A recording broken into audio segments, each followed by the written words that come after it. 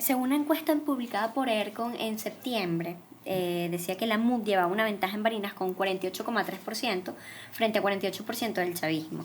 Pero recientemente el PSUV en Barinas especialmente ha dicho no creer en encuestas pagadas por la oposición, y además denunciaban que se le pagaba a la gente por participar. Pero ¿cuáles son las estimaciones entonces que tiene Adrúbal Chávez en Barinas? Mis estimaciones son que arrasaremos en las elecciones del 6 de diciembre. Y esto es un juego que siempre la oposición ha hecho en 19 elecciones. Sacan encuestas donde están venciendo por amplio margen. En este caso están publicando encuestas donde señalan que tienen más de 30 puntos de ventaja en todo el país. ¿Y qué pasa después? Después viene el pueblo. El pueblo apoya contundentemente a la revolución, y después la oposición no encuentra cómo explicarle al pueblo que los estuvo engañando. Y de ahí la oposición se ha montado para desconocer el árbitro, al CNE. Y en Barinas, en 19 elecciones, los hemos vencido. Y lo venceremos en la número 20. La Asociación Civil Súmate ha pedido y ha exigido al Consejo Nacional Electoral prohibir la imagen de Chávez en campaña. En el caso de Barinas, por ejemplo, los candidatos de la revolución podrían hacer una campaña sin Chávez. ¿Sería exitosa? Pensar en una campaña nuestra de la revolución, cuyo líder principal es nuestro presidente eterno, Hugo Chávez, eso es impensable para nosotros. Y nosotros, como revolucionarios, tenemos el derecho de reivindicar cada día la figura de nuestro comandante eterno, Hugo Chávez. Hablemos de petróleo, un tema que maneja bien. Se habló, Venezuela llevó a la OPEP la propuesta de estabilizar los precios del petróleo, y lo hizo a través de, o quería hacerlo a través de un sistema de bandas. ¿Por qué esto se rechazó? ¿Por qué no se aprobó? Mira, eso no es que se ha rechazado, porque es que requiere el acuerdo no solamente de la OPEP, sino de todos los países productores de crudo importantes. Y eso es lo que hemos venido trabajando. Nosotros hemos determinado que un precio base para nuestro petróleo estaría en el orden de los $88 el barril, para garantizar desarrollo de nuevos campos y para garantizar que la producción no decaiga. Y eso que garantiza estabilidad en el mercado, y eso que garantiza unos precios justos y razonables. Perfecto. ¿Había una forma de prevenir la caída de los precios del petróleo? Mira, el precio del petróleo tiene diferentes aspectos, e intereses que el mercado va moldeando entre los diferentes actores. La construcción del precio del petróleo a veces no depende solo de la producción y la demanda, ¿sí?, sino que depende también de factores financieros. Entonces hay mucho capital jugando detrás de los contratos de petróleo.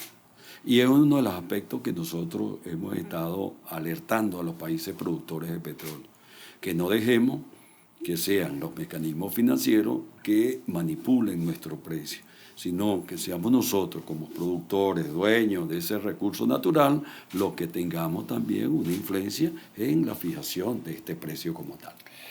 Precisamente ayer se conoció que Petróleos de México cobró un seguro entre 6.000 y 7.000 millones de dólares por que compró en caso de que los precios bajaran.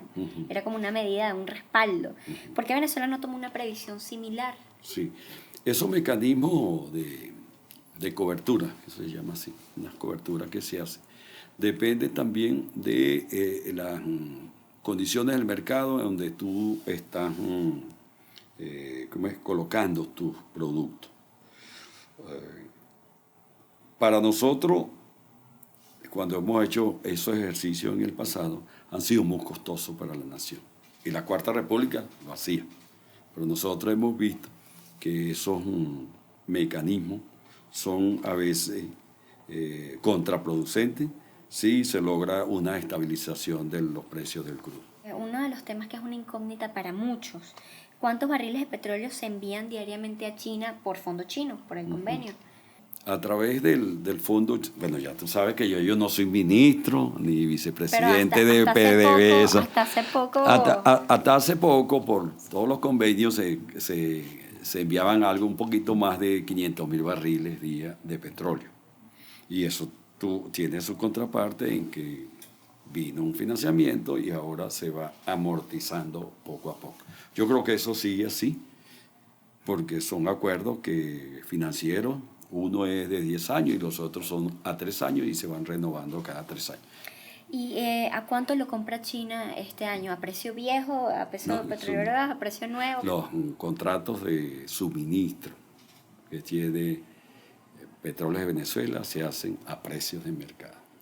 Entonces no hay descuento de nada. Simplemente a la hora que ese barril llega a su destino, se valoriza al precio a ese precio. Convenios, por ejemplo, de Petrocaribe y otros países como Cuba, por ejemplo, ¿cuáles son los barriles que de alguna manera están vendidos?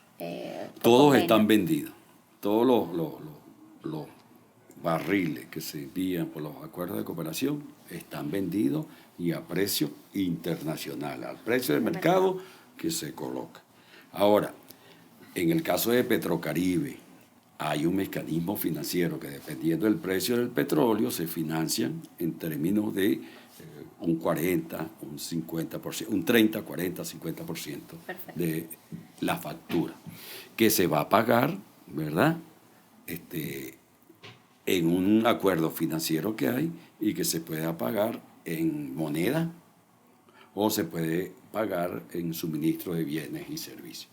En el caso de Cuba no hay ningún sistema de financiamiento. Se entregan unos barriles y Cuba lo compensa con bienes y servicios que vienen al país.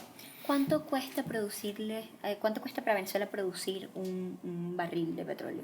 Nuestros costos de producción están alrededor de los $18 el barril. Eso es un costo de mediados de año. Y debe estar por allí. ¿Qué apunta con una caída de precios? Bueno, sobrevivirán los países que puedan producir a menos del precio que estipula el mercado. Nosotros tenemos la ventaja que nuestros costos de producción son bajos. Eso es mirando toda la producción del país, pero si miramos los costos de la faja del Orinoco, que es nuestra principal reserva de petróleo, allí hay unos costos de $10 el barril la producción. O tal vez menos. En un escenario, ya que habla de la caída de precios de petróleo, en un escenario el más dramático, donde se tengan que priorizar programas sociales y suspender temporalmente otros, ¿cuáles para Asdrúbal Chávez serían los que tendrían prioridad? No, eso no tiene prioridad. Los programas sociales están garantizados, así lo ha dicho nuestro presidente Maduro, aún con un precio del crudo a $0 el barril. Usted trabajó durante algún tiempo con el exministro Jorge Giordani y él planteó en la famosa y polémica carta romper con lo que definió la percepción de corrupción en los grandes fondos como el Fondo Chino y el Fonden. ¿Por qué esto no se ha hecho? No se hizo. Pero una cosa en percepción, como decía el doctor Giordani, en percepción, que siempre la oposición venezolana ha percibido que cualquier fondo, eso no es el fondo chino, no, cualquier fondo que se cree, ahí hay corrupción. Pero eso es la percepción de la oposición. Del lado nuestro, lo que hemos estado trabajando, del lado del gobierno, ¿verdad? Sabemos que no hay ninguna corrupción ni malversación de fondos, y que estos fondos son auditados, evaluados por los diferentes mecanismos que tiene el Estado para corroborar si los fondos han sido utilizados correctamente. Ahí está nuestra Contraloría General de la República. Las mismas instituciones ya del Estado tienen sus sistemas de auditoría que están funcionando. Entonces allí todo se va auditando, todo se va vigilando, todo se va... Y hemos corroborado que allí no hay ninguna malversación de fondos, ninguna corrupción. Esa percepción es de la oposición. ¿Y funcionan estos mecanismos de supervisión en la Asamblea Nacional? Claro, eso funciona. Yo, en el corto tiempo que yo estuve en la Asamblea Nacional, yo fui 2 veces a rendir cuentas a la Asamblea Nacional. En el pasado ha denunciado que la oposición atacaría la industria petrolera, pero ¿cómo ocurriría para usted este ataque? O sea, ¿qué cree usted que ocurriría si la oposición manejaría la industria petrolera en un caso hipotético? En ese supuesto negado, lo primero que haría la oposición es privatizar a PDVSA. La devolvería a lo que fue PDVSA en la Cuarta República, a lo que fue la PDVSA de Luis Just. ¿Hay temor de aumentar el precio de la gasolina? No, nuestro presidente siempre nos ha dicho que ese momento debe venir. Annalisa Osorio dijo recientemente que si la oposición se convierte en mayoría en la Asamblea, el PSUV debería reestructurar y cambiar su directiva, y lo mismo que el gobierno. ¿Qué opina de esta opinión? ¿Cree que si el PSUV pierde la mayoría, entonces debería hacer cambios y reestructurar? Mira, si hay algo, primero yo difiero de Annalisa de que la oposición va a llegar a dominar la Asamblea Nacional. Y segundo, el PSUV es un partido que siempre está en revisión. No se puede quedar estático. El partido sí tiene que estar en revisión continua, en movimiento continuo. Aquí lo único constante en revolución es el cambio.